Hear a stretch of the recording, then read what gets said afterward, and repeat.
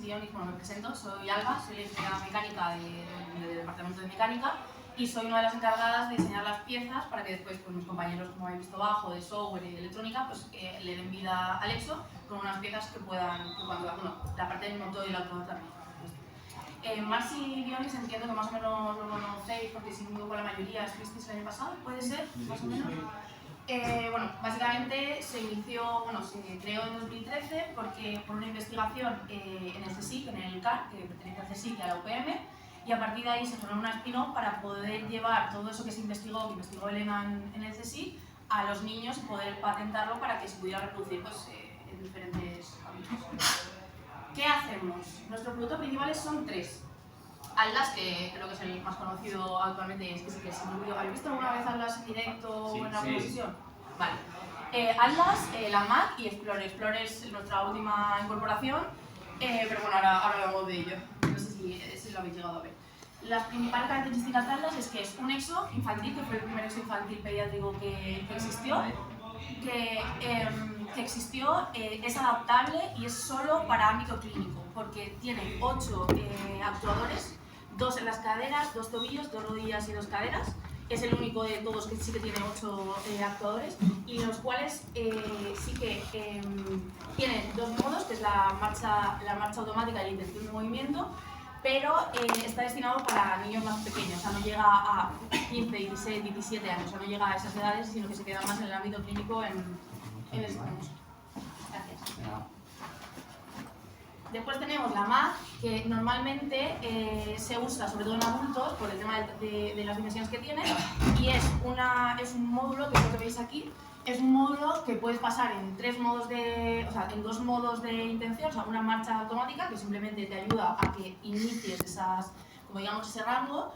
Posteriormente también tienes marcha automática, luego la intención de movimiento con 8 grados, es decir, pasas de marcha automática para aprender cuáles son los límites articulares que tienes después de una operación, a luego hacer la intención de movimiento en el que vas pasando como niveles, como si fuera una especie de videojuego y vas ganando musculatura o vas subiendo el peso, más resistencia. Bueno, y otra cosa importante, esta sí que tiene plantillas, es la única que tiene plantillas las cuales se comunican con el motor para ver en qué momento has pisado, cómo has pisado y cómo tiene que retroalimentar la parte del motor. Y aquí tenemos pues, la última incorporación, que es Explorer, que es diferente respecto a Atlas. ¿Explorer habéis visto en directo? No, esta no, vale. La de la Magna, cuando vinisteis nos enseñaron la Magna. Sí, yo no me acuerdo cuándo fue Maya. Yo nada más que me acuerdo de la primera. Vale, pues la segunda creo que sí, pero bueno, puede ser que como estabais en diferentes grupos. Y Explorer, que es la última incorporación, no tiene 8 actuadores, solo tiene 4, 2 en caderas y 2 en rodillas, que son estas 3 partes que veis, y esta que no está automatizada. Es el único que puede llevarse a la calle, que pueden llevárselo a las casas y que será como la continuación de Atlas. Es decir, el niño, una vez que se ha detectado la patología o se ha desarrollado o ya ha podido llegar a este tipo de productos, se hacen sesiones clínicas con Atlas y después ya puede llevarse el Explorer a casa. Lo puede llevar al instituto, lo puede llevar al colegio, lo puede llevar al supermercado, o sea, es de uso personal. Este sí llega desde aproximadamente, no va por edad, pero de aproximadamente 2 años hasta unos 15, 16, dependiendo del tamaño de la altura, pero sí que está como esos rangos, porque tiene aquí, ahora luego lo veremos, partes telescópicas que sí que se adaptan. Y yo, cuando me tocó venir, que me comentaron de venir a veros, tenía curiosidad porque, claro, me había puesto muchas expectativas, sobre todo del hecho de todo lo que hacéis aquí, porque me han enseñado unos proyectos y yo estaba impresionada. Entonces yo tengo curiosidad de qué opináis si hacemos un EXO más o menos, como podamos ahora así en una hora, porque una hora pues, es complicado hacer un EXO entero, pero tengo curiosidad, ¿alguien sabría decirme qué fases se hacen desde que se crea un EXO hasta que llega al cliente o cliente, más o menos? ¿Alguien tiene alguna idea? No sé. 4 fases, por resumir. Los diseños, la elaboración de las piezas, ¿no? La parte. Vale. Me habla yo solo de ello. ¿Nadie más tiene idea? ¿Nadie le ocurre nada? La soldadura, ¿no? Vale. Sí. La conexión, ¿no? Sí, va bien, sí, dale. No sé. Y probarlo. Probarlo, prueba, guay, sí. ¿Ya tenéis 2? ¿Faltan 2? Bueno, falta una, la última. Vamos fácil. Vale, con las piezas. La venta. Como montaje y venta, sí, ¿vale? Sí, muy bien, ¿vale? Tenemos las 4 más o menos diferenciadas. La parte de diseño, que empezamos con un bocetaje modelado, impresión 3D y simulaciones, mecanizado CNC y tenemos conformado, que es básicamente lo que nosotros usamos, y ensamblaje industrial. Vale. Normalmente, esto es lo que haría un mecánico, o sea, digamos, este es el proceso de una persona del departamento de mecánica. Software y electrónica, evidentemente, pues van por separado. Cuando a nosotros nos vienen con, el niño va a pesar tanto, tiene que medir tanto, el EXO no puede sobrepasar tanto, tiene que llegar a X grados, tiene que sobrepasar bordillos, tiene que volar, tiene que de repente ser flexible, vienen con una tira, es un ejemplo, vienen con una tira de requisitos y de características que necesitan, y entonces ahí nosotros tenemos que cribar un poco para ver cuáles sí que se pueden cumplir y cuáles no. De ahí, en la primera fase tenemos diseño, que empezamos con el tema de bocetaje. Aquí hay unos ejemplos, aunque estos no son directamente del EXO, pero sí que son del departamento. Pero si cada uno se adapta a un niño y ese niño a los años ya no puede utilizarlo. Y ¿A qué años? O sea, quiere decir, cuando ya deje de utilizarlo, ¿sí? ese no se vuelve a utilizar hasta que llegue un niño con la misma característica que ese. No, porque no tiene que tener justo las mismas características porque es adaptable. Tiene regulaciones en fémur, tibia, en ave de cadera, en rotaciones, para que tú lo vuelves a ajustar y sirve para cualquier otro niño. Da igual que sea de las mismas características, como si es menor, como si es mayor, puede ajustar. Entonces, en principio hacemos bocetaje de todo lo que supuestamente nos han ido pidiendo para estar de acuerdo con el departamento clínico, para que todo esté cuadrando, y una vez tenemos todas las posibilidades que pueden existir, toca empezar a cribar y elegir una o dos que sí que pueden ser más viables. Después de esta parte empezamos a lo divertido, las medidas. He cogido una pieza medianamente fácil. Por ejemplo, esta es una parte del actuador. Coges a mano, aproximadamente vas cogiendo medidas, vas viendo cuáles son las más estandarizadas, qué tornillería es la necesaria, materiales. Y entonces haces pues, un plano aproximado, que tampoco, bueno, algo, y hacemos el modelado. Cuando hacemos el modelado, hablo de modelar todo, o sea, todo es todo. Electrónica, fuente de alimentación, la seta de emergencia, los conectores, el CSM, las ruedas, los pomos, todo. Y dices, por ejemplo, ¿para qué vas a querer tú modelar todo si realmente esto se compra hecho? O sea, esto realmente no lo hacemos nosotros, las ruedas vienen hechas de un proveedor. ¿Para qué creéis vosotros que se va a tener que modelar todo? Para poder engancharla, ¿no? Efectivamente. Está de 10, oye, madre mía. Entonces, tenemos que modelar todo porque tenemos que ver, por ejemplo, esto va enganchado a una carcasa que luego tiene un cableado. Si no lo modelamos, no podemos ver cuánto tiene que tener ese cableado. No podemos ver cómo está conectado a la parte del actuador. No vemos el resto de distancias, cosa que es bastante importante a la hora de medir y ya pedir planos finales. Vale, pongamos que hemos dicho modelar todo. Pongamos, esta es la parte del actuador, la extensión del fémur superior derecho. Ponemos esta pieza, nos dicen, vale, tiene que llegar a X fémur, a X tibia, tiene que tener aquí regulación porque aquí va la parte de la muslera, aquí tiene que tener regulación en vertical, aquí tiene que conectarse la parte del actuador, tiene que estar nerviado porque claro, no tiene que pesar, tiene que ser totalmente vaciado, la lista de requisitos. Tenemos esta pieza y ahora vamos añadiéndole el resto de modelado porque hay que modelar toda la parte. Tenemos esta parte, tenemos los dos pomos de regulación y añadimos una extensión para que empezara a llegar al fémur final. Pero claro, si hemos añadido una extensión, pues añadimos la parte interna para llegar al tobillo. En este caso es la pierna derecha. Y después le añadimos esto, que lo que hace es, este no lo tengo, pero lo que hace es, dependiendo de lo que quiere el clínico, dejar libre, y son dos piezas dentadas que si lo deja libre tiene ese movimiento para algunos niños que sí que necesitan esa movilidad, y en otros lo pueden fijar y como tienen ajustes suyos de ortésica no les hace falta. Entonces los clínicos les viene muy bien como ese tipo de ajustes. Tenemos esa parte, vamos a las carcasas, vamos al actuador que hay ahí dentro, subimos hacia la cadera y en la cadera hacemos la última parte. En este caso, por ejemplo, el Explorer en este caso tiene toda esta parte y aquí sí que conectaría al torso, ¿vale? Que es la parte que falta aquí arriba. Tenemos aquí, que sí que sirve, por ejemplo, para la BD, todos esos mecanismos hay que modelarlos para ver. Esto es un sistema que permite el balanceo, cosa que, por ejemplo, en Aldas no lo tenía, o lo tenía actuado, y en este caso, simplemente con un pomo, conseguimos que tenga ese balanceo que en algunas partes no se hace falta. Y entonces tenemos esta parte, vale, ya tenemos una pierna. O sea, esto es una pierna. Y ahora hay que hacer todo el EXO. Toma. Todo el eso es, otra vez todo el eso. Aquí es que sí que es verdad que me ha faltado añadir los cables, pero bueno, tiene desde que esto, o sea, desde que el propio explorer baja, sube el propio asiento, luego pueden subirlo en bloque como si fuera una silla de ruedas. Hasta aquí, bueno, puede más o menos cuadrar, dices, está bien. Pero ahora viene, pues claro, habrá que añadirle un poquito más de cosa a esto, ¿no? Los planos. Normalmente, recordáis que acabo de decir que al principio teníamos planos, pero que no eran mucho detalle, son medidas generales que normalmente se le envían para que vayan pues, presupuestando, haciendo todo esto. Y aquí viene la fiesta porque tienes que todas las piezas, todos los tornillos, todos los actuadores, numerarlos, codificarlos y añadirlos. Y luego que todo esto funcione, que eso ya tiene su cosa. Esto que veis en concreto en la pantalla es el actuador de derecha, el actuador de la cadera derecha, que es un poquito más grande que el de Atlas, eso sí que es cierto, pero también es verdad que la reductora llega a mucho más peso, porque el de Atlas, como hemos dicho, llega aproximadamente, es que no vamos por edad, vamos por alturas y pesos, pero aproximadamente puede llegar a los 9 años, dependiendo de dimensiones, pero en este caso tiene que soportar pues casi unos 55 kilos 60 de niño con la fuerza que puede tener, que puede no tener nada de resistencia como puede tener la resistencia máxima que puede soportar el EXO.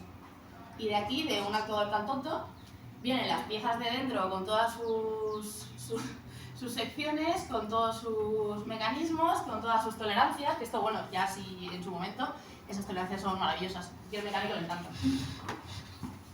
Y luego haces como las de subconjunto, que hasta aquí, bueno, es una pierna. Luego tienes que hacer lo de la otra pierna, del torso, del andador. Es una fiesta bastante interesante. Para que lo montes entero y no te vayas. Y aún así se va, sí, sí. Aquí, por ejemplo, no sé si lo veis bien, lo que he dicho que tiene la parte interna, bueno, esto es el tobillo con la plataforma, esta es la parte interna que tiene, esto es,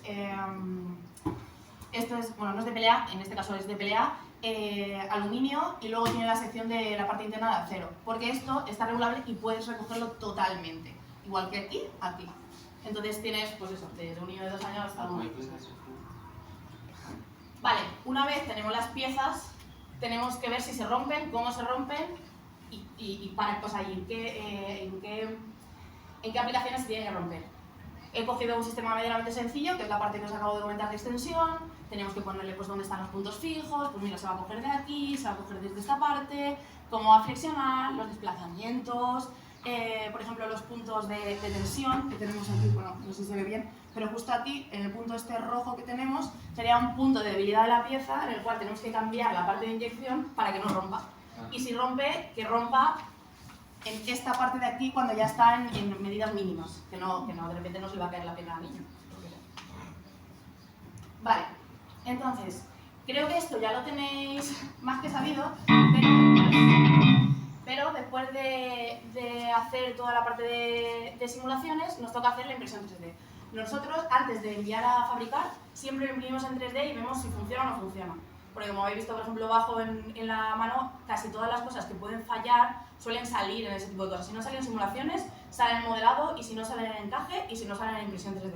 Porque si la tienes bien ajustada y más o menos tienes bastante buena tolerancia, sueles sacar la mayoría. Aquí, por ejemplo, si era un ejemplo de una tuerca, y por ejemplo,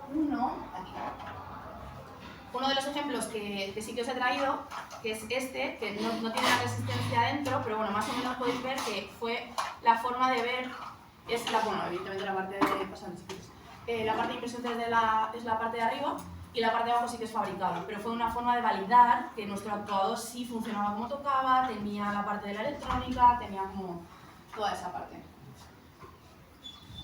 Vale, una vez tenemos la impresión 3D ya validada, se envía a fabricación y nosotros lo hacemos en tres formas principales.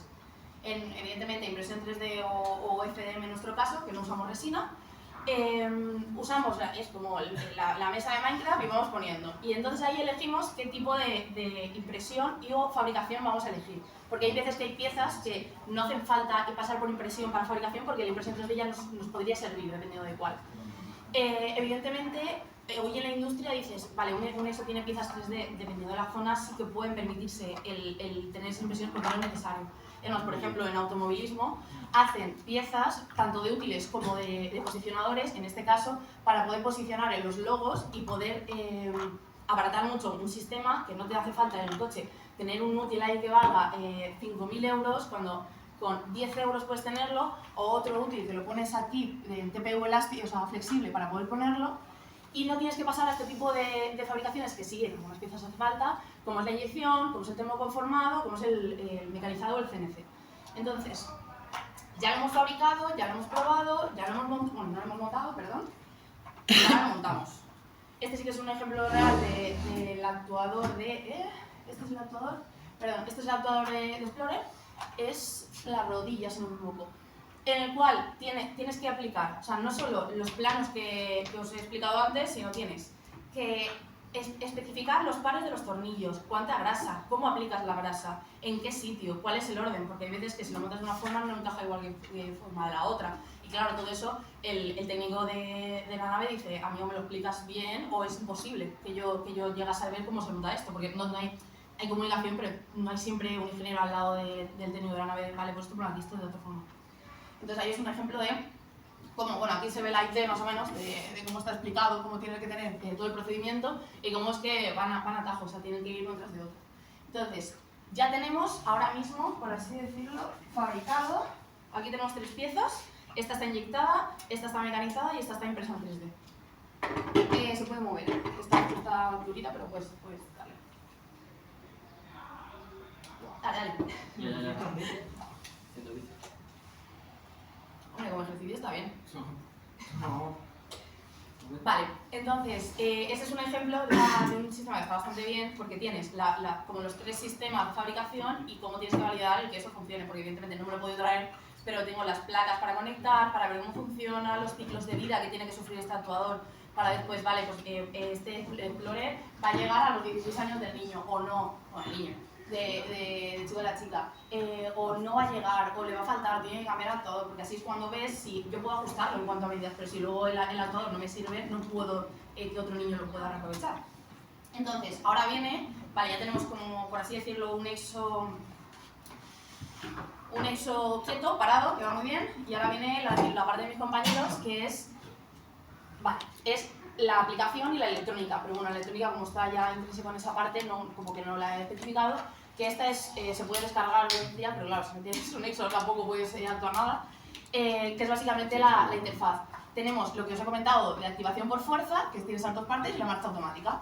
Normalmente la marcha automática se suele ser al inicio, como para que el niño, lo que hacemos cuando hacemos deporte, calentar, poder hacer estiramientos, poder ver hasta qué rango articular quieren llevarlo los clínicos o los fisios, y después tiene la parte de la actuación por fuerza, que evidentemente tienes, aquí te pone los ángulos que llega cada pierna, esto se movería, y aquí tienes la velocidad y los minutos por paso que quieres ponerle.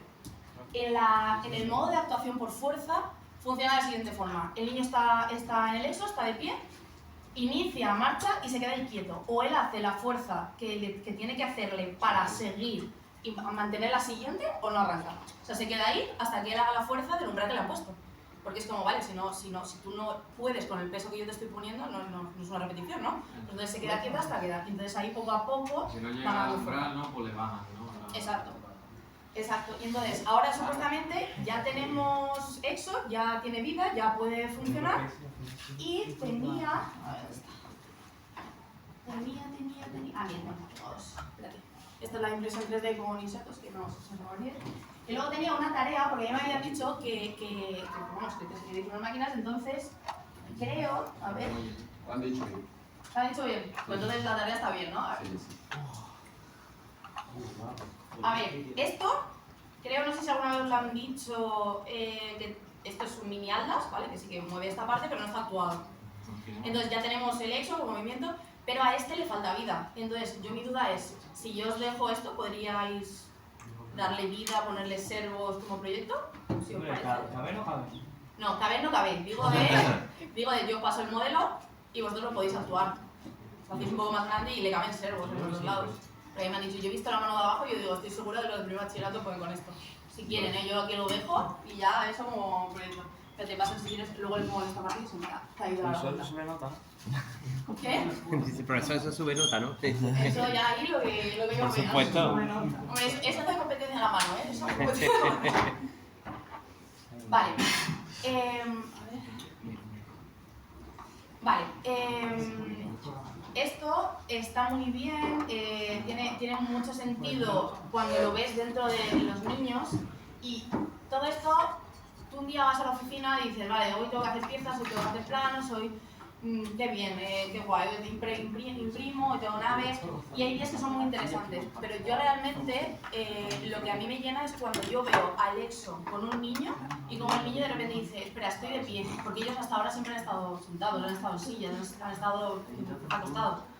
Entonces, una de las partes más bonitas que yo creo que tiene este trabajo es este. A ver. Cada día es una oportunidad para empezar de nuevo. Para soñar más grande. Para recibir ese abrazo que nos da fuerzas para arrancar.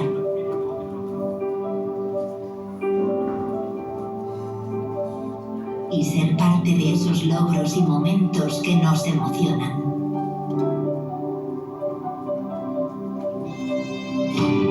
Un camino que nos conduce a explorar el mundo. A aprender.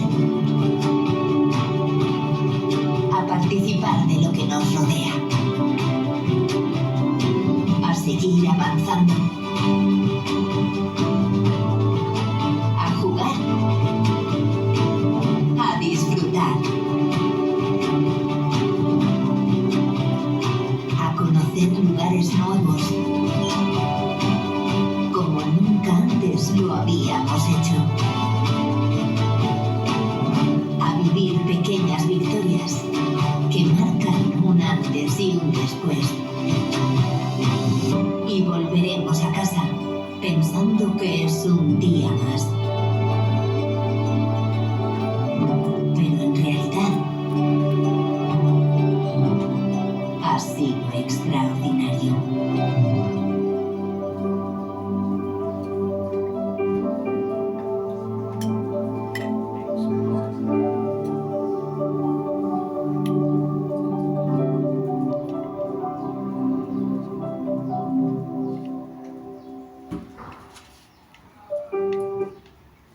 Vale, entonces, está muy bien todo el trabajo que hacemos, toda la parte del actuador, de hacer planos, de ensayarlo, de la fabricación, pero si pierdes el objetivo de que después puede usar un niño, después puede usar una niña, que puede ir al supermercado, que puede ir con sus padres, que sus padres están ilusionados por fin verle de pie, yo creo que se pierde la esencia de todo lo que hemos aprendido, todo lo que tenemos en ingeniería. El tema de motor está muy bien, pero dependiendo de dónde lo apliquemos, yo creo que cambia un poco la historia. En este caso, por ejemplo, en mi caso en particular, yo vengo de la ingeniería de diseño industrial, que el diseño industrial puede tener muchas ramas, puede tener muchas especialidades, normalmente, pues lo que os he comentado, lo que os he enseñado antes. Tema de bocetado, modelado, puedes aplicarlo a automovilismo, como está ahí con el tema de Honda, puedes hacerlo en robótica, o puedes hacerlo en mobiliario, hay muchísimas ramas. ¿Lo de la derecha qué es? Es un volante de donde la querían aplicar en el nuevo híbrido. Entonces, está muy bien porque la parte, por ejemplo, en este caso de diseño industrial o de mecánica, porque cualquiera de las dos podría servir para este objetivo, te encamina que después tú puedes especializarte en la parte que te guste. Y es que es tan grande como, por ejemplo, yo después hice el máster de biomecánica, o sea, de biomédica, en el cual puedes estar desde en un laboratorio hasta simulando órganos, hasta haciendo, esto en este caso es imágenes de ecografía, hasta tags, hasta, por ejemplo, marcapasos. O sea, puedes hacer como diferentes ramas. Entonces, tú, cojáis la ingeniería que cojáis, después en el máster podéis ampliar o especificar dependiendo de lo que vayáis queriendo. Por ejemplo, en biomecánica, o sea, en biomédica, perdón, tienes la parte de laboratorio, tienes la parte de producto, y luego tienes otra parte que también está muy bien, que se aplica en este caso a Alexo, que es esta, que básicamente es el análisis de la marcha. Normalmente te ponen en un sistema como este, en el que tú botas sobre placas, que es lo que estamos viendo abajo, pones actuadores realmente no, sensores para detectar dónde tiene toda la parte de la articulación, las cuales te devuelve esa placa los esfuerzos que has hecho. Y desde esta forma tú puedes pasar a este tipo de producto, sea la Max, sea Atlas, sea Explorer, el cómo esa marcha natural se tiene que ir procesando y qué ángulos tiene que sufrir. Bueno, sufrir o no sufrir, vaya. Y gracias a todo esto podemos tener exos y patrones de marcha como los que tenemos hoy en día en Mars. Así que eso sería todo. De todas maneras, abajo tenéis el correo por si alguien ha tenido alguna duda o le sale después. Y ahora que he terminado, como por así decirlo, con la parte de la charla, sí que me gustaría, si alguien quiere, tenéis claro a qué queréis dedicaros, qué ingenieros que os gusta o cuáles tenéis más objetivos, ¿no? Nada, ninguna idea. ¿Tienes ya claro, por ejemplo, qué ingeniería quieres hacer o para dónde te quieres? ¿Sí? ¿O cuál? Mecánica. ¿Mecánica? ¿Cuántas mecánicas hay? ¿Uno? Bueno, yo quiero hacer un doble grado. Bueno, yo Vale. también. Y la la mecánica y desarrollo y producción de la mecánica. O sea, como diseño mecánica. Sí, Vale, vale. en la UCA hay un doble grado de ingeniería mecánica con diseño industrial. ¿Lo haces tú también? Claro. Sí. Es la misma que yo allí. ¿Y tenéis claro para dónde queréis enfocar después o simplemente ya con el...? Yo después me gustaría hacer un máster de ingeniería industrial. Y ya después lo que surja. Yo lo no sé, la verdad. Un máster o Lo que surja. Muy bien. ¿Y el resto? ¿Tenéis más o menos claro? Ingeniería informática. Informática. Bastante Vale. informático. Sí, hay muchos informáticos. Dos aquí y otros dos que faltan. Bueno, de los que faltan, Yo me hay que a unos años para ya. Yo quiero hacer mecánico. Mecánico. ¿Ingeniería mecánica destinada a automóvil, a yo automóvil también. algún tipo de automóvil? Me tengo que hacerme de electromecánica a los coches eléctricos. Vale. ¿Y alguno de alguien tiene alguna duda de lo que he ido contando? Dime. En la teoría positiva, ¿Sí? el Atlas que tiene un motor o algo para que funcione, o simplemente con el movimiento. No, tiene 8 actuadores. Que es Entonces, a medida que pasa el tiempo se le va a ir gastando la batería, ¿no? Y ahora No, que- tiene una batería. Recargado. Ese ha dicho que no sale de la gasolina. Ah, como- Aquí. Ahí. Aquí tienes. Aquí detrás no lo ves, tienes 2 en cadera para el balanceo, cadera trasera, 2 caderas, 2 rodillas y 2 tobillos. Y aquí detrás, que no lo ves, justo ahí detrás tienes la batería. Que es tú lo quitas, la cargas y luego la vuelves a poner. Entonces habría que cargarla por la noche. O cuando quieras, como cuando cargas el móvil, pues algo similar. Tiene una batería de medianamente tamaño y también tienes de lithium. O sea que no, como mucho en lo que son los actuadores, los que te acabo de contar, como tienes que engrasarlos o hacer el mantenimiento, pero no tienen la propia batería de los propios motores, la tienen justo detrás. Y así entre sesiones es más sencillo, quitas una, pones otra y mucho más rápido para hacer el tema de la sesión. ¿Alguna duda? Dime. Que habéis dicho que habéis seguido los movimientos de personas andando para basaros en el patrón de movimiento, pero Sí. cada persona camina de una forma diferente, como sabéis. Porque es buena pregunta, porque normalmente tú no te basas en un movimiento, tú haces un estudio de 200, 500, 600 personas, entonces vas viendo, dependiendo de las condiciones de esa persona, del género, de edad y de peso, de muchos factores, cuál es el que predomina. Es decir, tú por ejemplo, un zapato no te lo han hecho a medida, han cogido un estudio de muchas personas y de muchos estudios que se han ido publicando para ver las medidas para hacer X tallas de zapatos y a partir de ahí tú vas adaptando. Pues de la misma forma el análisis de la marcha. Normalmente tienes X ramos articulares o X grados de libertad en el cuales tú adaptas esa movilidad, por eso lo que os he explicado también de Atlas y de Explorer, y también tiene la MAC, que es totalmente regulable. Hay veces que puedes quitarle la BD, puedes quitarle la rotación, puedes añadírsela. Eso es el clínico, conforme va viendo cómo va el paciente evolucionando, le va desactivando o activando algunas partes para que pueda ir adaptándose y él pueda ir desarrollando para aumentar. Igual que cuando haces deporte, vas subiendo el peso, vas cambiando el ejercicio, pues de la misma forma vas adaptando a ese análisis de la marcha. ¿Alguna duda más? Dime. Yo, que están los proyectos para la zona del tren inferior, pero para el tren superior y el inferior, los dos a la vez, ¿hay algún proyecto planeado? Planeado en nuestro caso no, porque principalmente las patologías que tratamos, la primera es punto, el objetivo que tiene es la parte del torso inferior para poder conseguir que el torso, porque normalmente tienen este peto porque no suelen tener al principio no torácico. Entonces suelen ser niños que están muy en este punto. Entonces en el momento tú los pones ya de pie, poco a poco van corrigiendo la postura, van empezando a respirar mejor y ahí en ese momento incluso ellos mismos empiezan a mover, porque hasta ahora ellos estaban totalmente abajo. Y empiezan a tener fuerza y en un futuro puede ser que sea una opción el añadirle la parte superior. Pero de momento no ha sido necesario porque en este tipo de patologías está más afectado, o es más importante, por así decirlo, desarrollar la parte del tren inferior y poco a poco ellos van corrigiendo esa postura a partir del andar. Porque tú andar así es mucho más complicado una vez que te corrigen el patrón de la marcha. ¿Has trabajado en algún lado aparte de la empresa? Sí, estuve trabajando anteriormente a Marsi en una empresa de prótesis, de tema de prótesis de caderas, de implantología, en zonas quirúrgicas, quiero decir, en operaciones, no me sale. Y anteriormente, no de forma profesional porque no fue, pero sí que estuve en una moto eléctrica de Universal, que eso no es trabajo, pero la verdad es que de ahí tienes trabajo para sacar. Y la verdad es que evidentemente no fue un trabajo remunerado, pero para mí fue un trabajo de 24 horas prácticamente. Y la verdad es que ahí me gustó mucho. Yo creo que ahí, lo que habéis hecho doble grado, os puede gustar la universidad, meteros en la base. Dime. Que había una posibilidad en la que habías dicho, era una posibilidad de motor de una pierna, Sí. y habías dicho que se utilizaba grasa. Sí.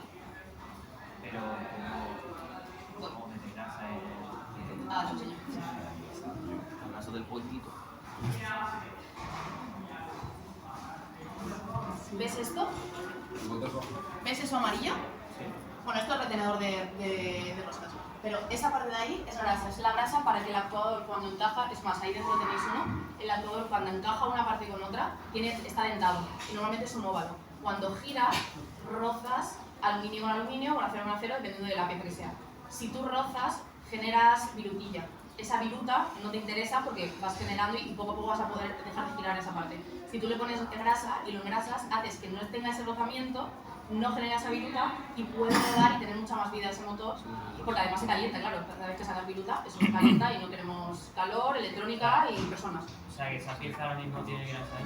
Sí, en la parte de aquí dentro, es que claro, evidentemente está hecho para que no salga la grasa, pero en la parte, no sé si se ve, por ahí dentro a la derecha, ahí tienes la grasa y eso es lo que hace que tú puedas estar moviéndolo todo el rato.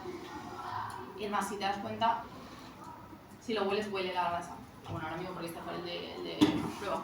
Pero es que sin la grasa es más, suele ser casi de las primeras cosas que tienes cuando haces un mantenimiento que reponer, porque es como el aceite del coche. El aceite del coche tiene unos kilómetros y llega un momento en el que tienes que cambiarlo, porque si no esa grasa ya pasa el ciclo y si no, pues puedes joderlo y no puedes recuperarlo. Efectivamente, puedes, bueno, no griparlo, porque estás un poco griparlo, pero sí. ¿Hay más? Pues nada. Muchas gracias.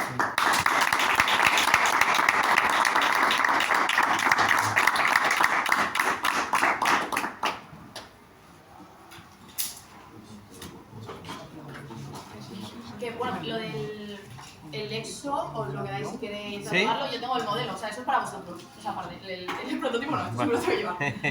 Por lo que sea tengo que hacer pruebas aún. Pero, bueno, le falta esta parte. Hemos visto nosotros esta parte. Sí, se ha partido ahora de sacarlo.